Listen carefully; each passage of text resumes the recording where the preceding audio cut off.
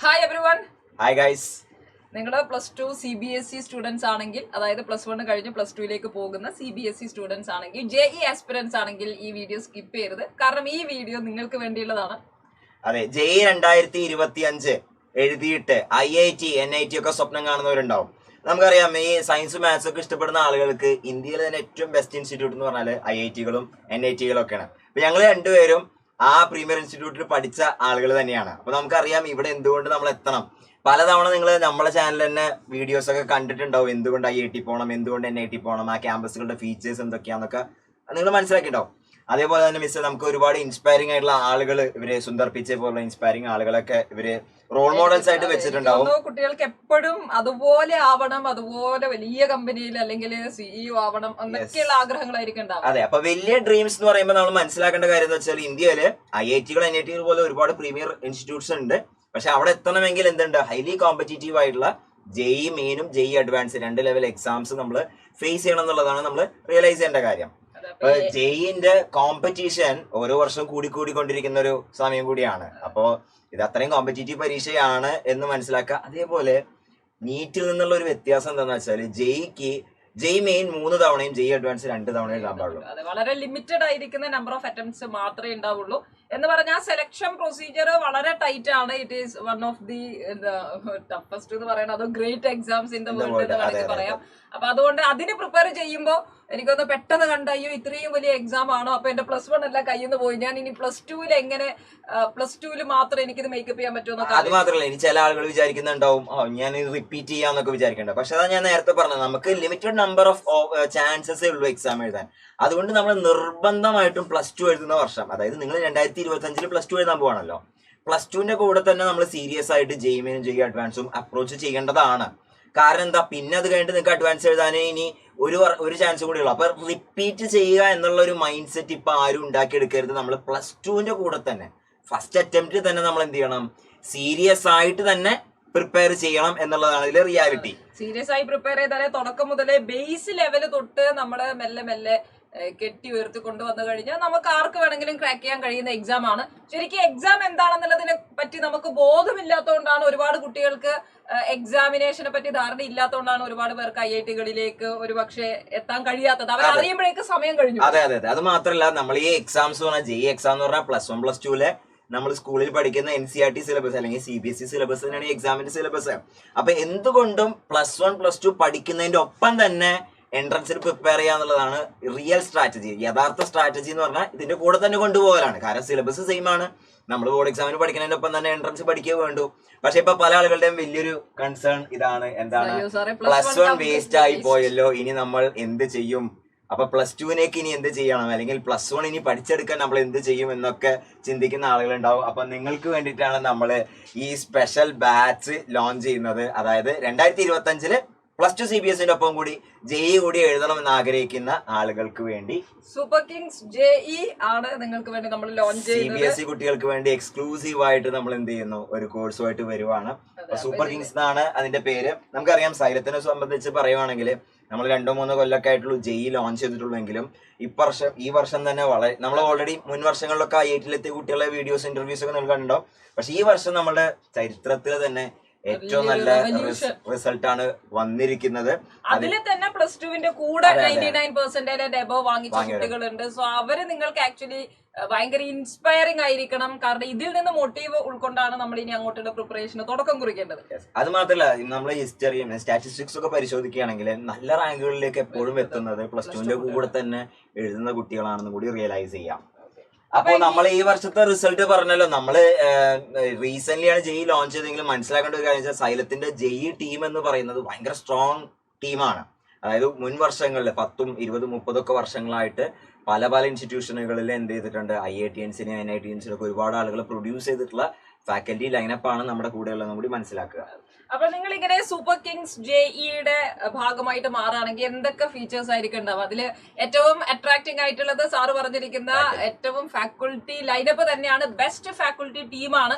കാരണം എനിക്ക് തോന്നുന്നു നമ്മുടെ എപ്പോഴും റിവിഷൻ പ്രോഗ്രാംസിനൊക്കെ പറ്റി ഭയങ്കര പോസിറ്റീവ് ഫീഡ്ബാക്കുകൾ, ഗ്രേറ്റ് ഇന്ത്യൻ ബാറ്റില് കേരളത്തില് ആരും നടത്താത്ത കമ്പ്യൂട്ടർ ബേസ്ഡ് ടെസ്റ്റുകൾ നമ്മൾ ഫ്രീക്വന്റ് ആയിട്ട് നടത്തി കുട്ടികൾക്ക് അങ്ങനെ ഒരു ലൈവ് എക്സ്പീരിയൻസ് ഉണ്ടാക്കി കൊടുത്തു. അങ്ങനെ മൊത്തത്തിൽ കേരളത്തിന്റെ JE നിലവാരത്തെ കംപ്ലീറ്റ് ആയിട്ട് മാറ്റിമറിക്കുന്ന സ്ട്രക്ചേർഡ് ആയിരിക്കുന്ന രീതിയിലേക്ക് സൈലം മുന്നോട്ട് പോകുന്നത് സൈലത്തിന്റെ ഈ ബെസ്റ്റ് ഫാക്കൽറ്റി ലൈനപ്പ് ഉള്ളതുകൊണ്ടാണ്. അതോടൊപ്പം തന്നെ നിങ്ങൾ വിചാരിക്കുന്നതാണ് ക്ലാസിന്റെ സ്ട്രക്ചർ എങ്ങനെയാണ്. ക്ലാസിന്റെ സ്ട്രക്ചർ എന്ന് പറഞ്ഞാൽ വളരെ സിമ്പിൾ ആണ്.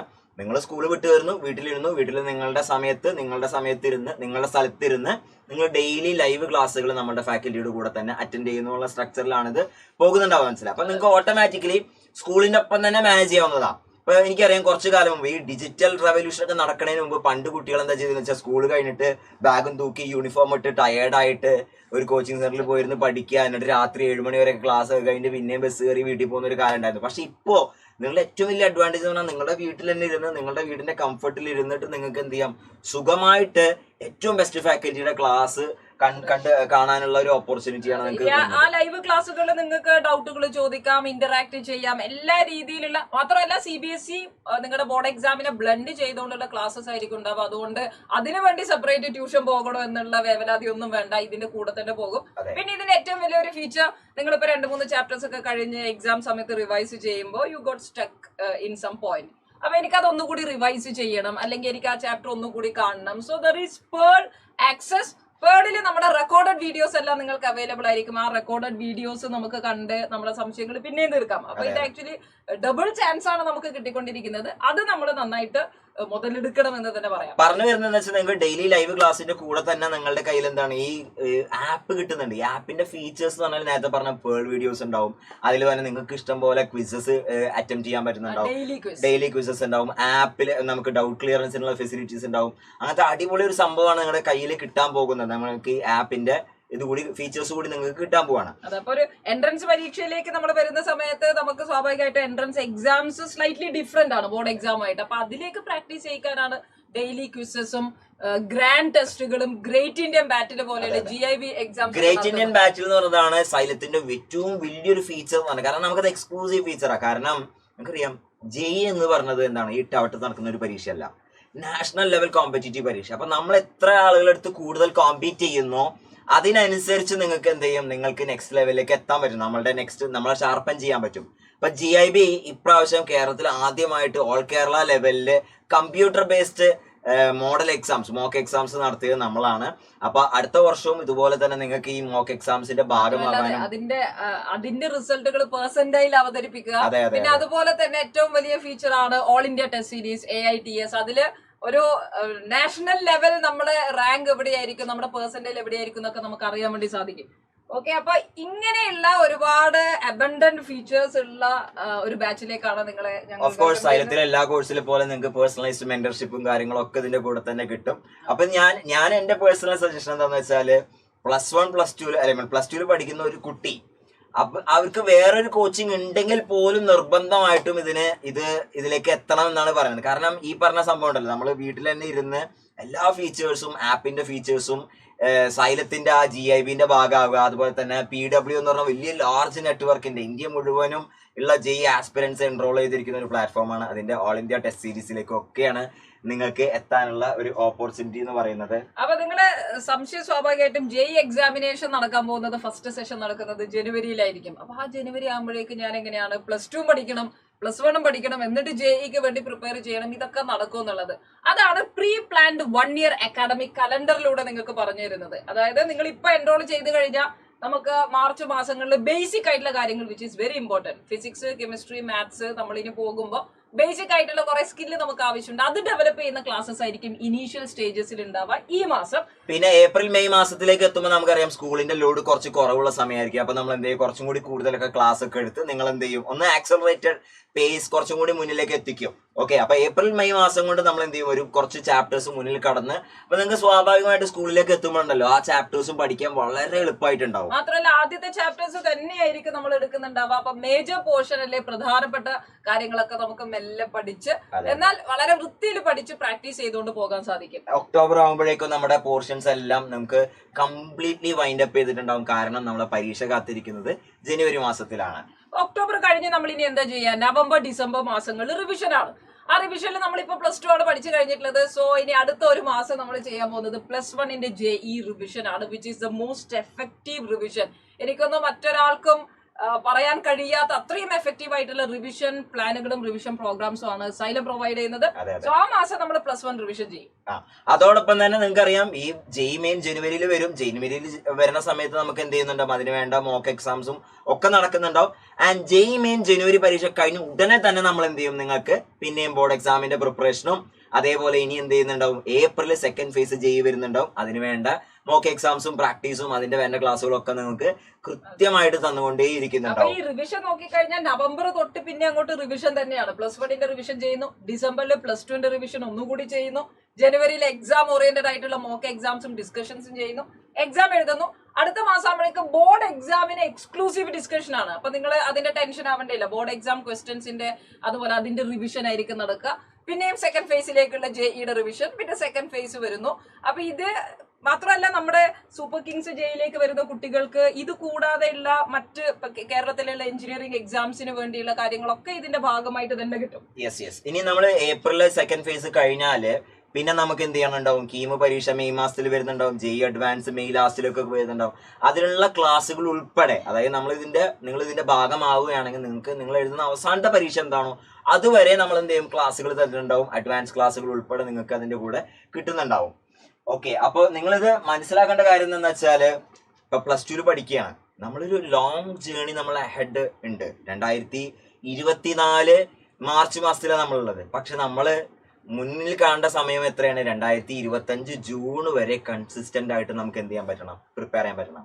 അപ്പൊ കൺസിസ്റ്റന്റ് ആയിട്ട് പ്രിപ്പയർ ചെയ്യാൻ പറ്റണമെങ്കിൽ കൃത്യമായിട്ട് സിസ്റ്റമാറ്റിക് പ്ലാനിന്റെ ഭാഗമാവുക എന്നുള്ളതാണ്. അങ്ങനെയാണെങ്കിൽ തന്നെ നമുക്ക് അധികം ബേർഡൻ ഫീലും ചെയ്യില്ല. ഒന്നും നമ്മൾ പ്ലാൻ ചെയ്യാതെ എല്ലാം കൂട്ടിവെച്ച് അവസാന ഘട്ടത്തിലേക്ക് പോകുമ്പോൾ ടെൻഷൻ ആവും. അപ്പൊ മൊത്തത്തിൽ അത് കുളമാവും. അതുകൊണ്ട് ആദ്യം തൊട്ടേ മെല്ലെ മെല്ലെ മെല്ലെ നമുക്ക് പഠിച്ച് നീങ്ങിക്കഴിഞ്ഞ് കൺസിസ്റ്റന്റ് ആയിട്ട് പോയി കഴിഞ്ഞാൽ ഫൈനൽ റിസൾട്ട് ഗ്യാരണ്ടീഡ് ആണ്. കാരണം അത് ഓൾറെഡി സൈന്യത്തിന്റെ റിസൾട്ടിൽ പ്രൂവൺ ആണ്. അതുകൊണ്ട് അതിലൊരു സംശയമില്ല. അത് മാത്രമല്ല, ഈ പ്രോഗ്രാമിൽ കൂടെ നിങ്ങൾക്ക് എന്ത് ചെയ്യാം, നിങ്ങൾക്ക് ആ ഒരു കൺഫ്യൂഷൻ ഒഴിവാക്കാം. ഞാൻ ഇപ്പൊ +1 റിവിഷൻ ചെയ്യും, അതൊക്കെ നമ്മൾ will be taking care of.